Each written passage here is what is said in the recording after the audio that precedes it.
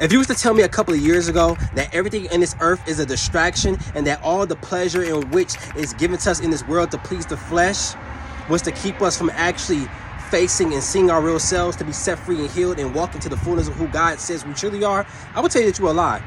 If you was to tell me a couple of years ago that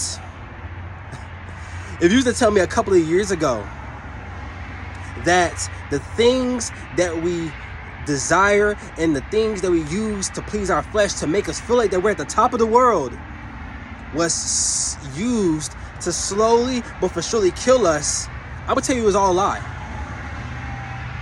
Because of the fallen state we're in, everything on this earth is temporary. Everything on this earth is not everlasting, it's not eternal, but it will soon be wiped away. And I came to the realization yesterday, as I was in the Word with the Lord, as I was just spending time in the secret place, God had to show me and God had to humble me and show me that, son, you're not this perfect saint like you thought you were. You aren't this healed saint like you thought you were. And it was a hard pill to swallow, but for many of us, we walk around as if we're such this holy and healed, perfect saint, when in all reality, there are many pieces of us that are still broken. And it is sometimes that God will use temporary situations to expose last-longing fixes. I said there is things that God will use. God will use temporary situations to expose long-term fixes and issues that reside in our hearts, that reside in us since a child. And even that has been carried on in our bloodlines that has not been broken. And then I came into another realization. Stevie, you have been running. You have been running from who you are. Because if you look in the mirror, you're going to be exposed that you weren't as put together as you thought you were.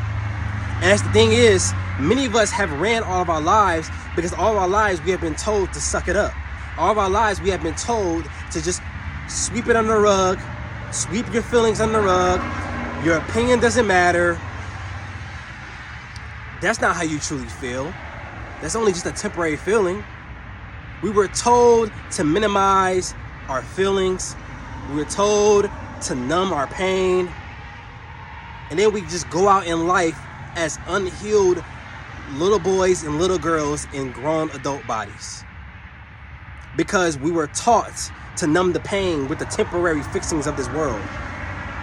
We were taught to numb the pain with the things in which were sent to kill us and destroy us from the beginning. And I can sit here and say so myself, that there's areas of my life in which God has exposed, and the areas in which I need to work on, and the areas in which I am broken in. And I could be completely transparent with you, family. I can say in the areas of women is where I'm the most broken. You see, and this is for a lot of us men right here. This can pertain to you women. It's for a lot of us men. A lot of us men grew up in single parent households. A lot of us men grew up with single moms and seeing our mothers being independent, but then also in the simple fact, seeing that our mothers weren't treated right in relationships. And a lot of it is the result of, not having a father figure around. And if there was a father figure around, it wasn't the perfect example at all. It was just trauma raising trauma. That's all it was. It was trauma raising trauma. And so when you see your mom being independent, when you see these men coming in and out of her life, and they're not treating her in the way that she needs to be treated, you start to see that from a lens like, oh, this is what love truly is. Oh, your mind is programmed to think that this is what love is. So we are now under the impression or the idea that this tainted or this false perception of love is actual real love, when in reality, it's just trauma bond. In reality, it's abuse. In reality, it's manipulation. In reality, it's just all an illusion. And this is why I say that it is very important. It is very, very important to not only have a mother in the household, but also have a father in the household to create that stability, to create that foundation. And It's just so profound what God was teaching me in John chapter 4. And if anybody don't know what John chapter 4 is, it is the infamous, the famous scripture of the Samaritan woman at the well. So around that time, Samaritans and Jews didn't really get along that well. And so as Jesus' disciples went into town to grab some food, Jesus was thirsty. So he said, I'll just go to the well. As he's at the well, he runs into a Samaritan woman. And the Samaritan woman was caught by surprise because she was surprised that Jesus wanted to talk to her, him being a Jew, her being a Samaritan. She was like, what are you, a Jew, wanting to do with me, to talk to me, a Samaritan woman? As he asks for some of the water, some water from the well. And verse 10 was so profound to me because it opened up a door. And what ended up, this is how I know Jesus is so cold. What ended up being a question being asked from Jesus ended up leading to a door of curiosity for the woman, for her to be able to look deep within and receive the truth and receive the healing that was needed, and also to receive the salvation. In verse 10, he says, if you knew the gift of God and who it is who says to you, give me a drink, you would have asked him and he would have given you the living water. So boom, let's stop right here. He said, if you knew the gift of God, hinting, if you knew me, Jesus, if you knew that I was a gift from God and I was sent here by the Lord to not only bring healing, but salvation and grace upon a broken and fallen world. And who it says to you, give me a drink, you would have asked him and he would have given you the water. So Jesus is allowing this statement to be a door for questions to be answered. And that's for many of us. A lot of us sit around broken. A lot of us sit around lost. And we go to other fixes and we go to other things. We go to social media. We go to relationships. We go to this, that, and the third. And we have a God in heaven who wants your vulnerability. We have a God in heaven who wants your brokenness. We have a God in heaven who wants you to desire him and him only. He said, let me be your fix. Let me be your eternal fix.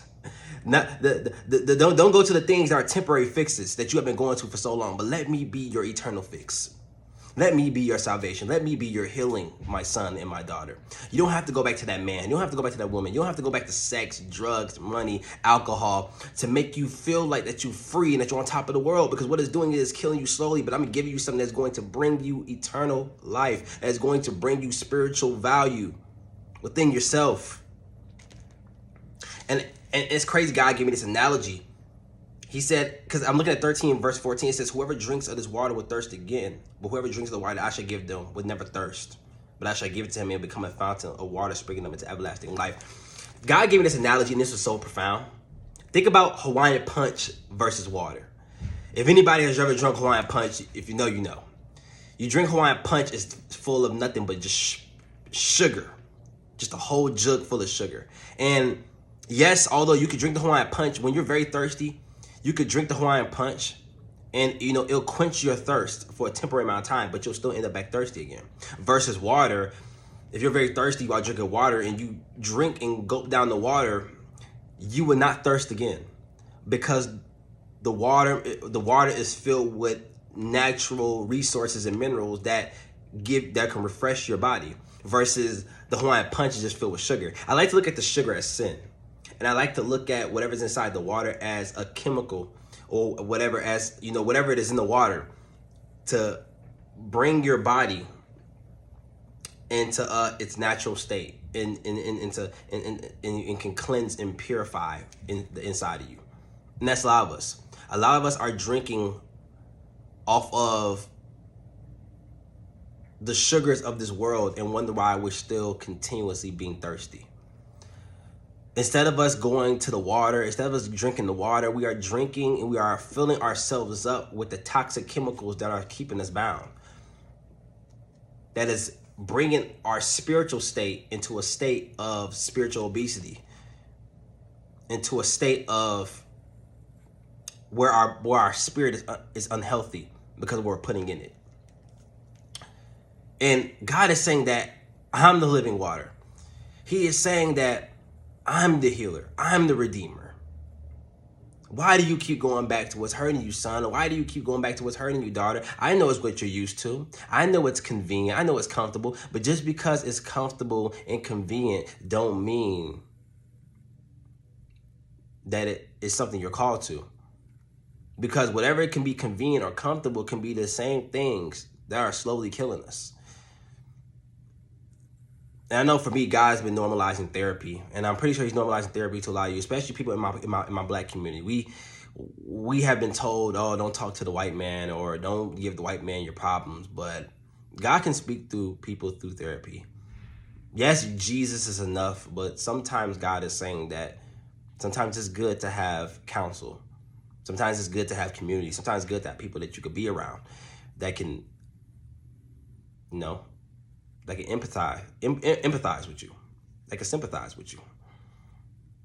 It's good to be around these kind of people, because when it comes to being these kinds of people, there goes the healing. And God is saying today, let me be your thirst quencher. Let me be the only one that satisfies your every need. He said, ask and you shall receive, knock and the door shall be open to you. If you come to my altar and you bring everything to me, I can give you the necessary healing that is needed for you to move and walk in the fullness of the man or woman I've created and called for you to be. So receive him today. I know it's hard. I know we're used to certain things, but receive him today, because he's waiting for you with arms wide open. He's knocking on the door of your heart. So just receive him and drink of his living water. I love you. And so does God. God bless.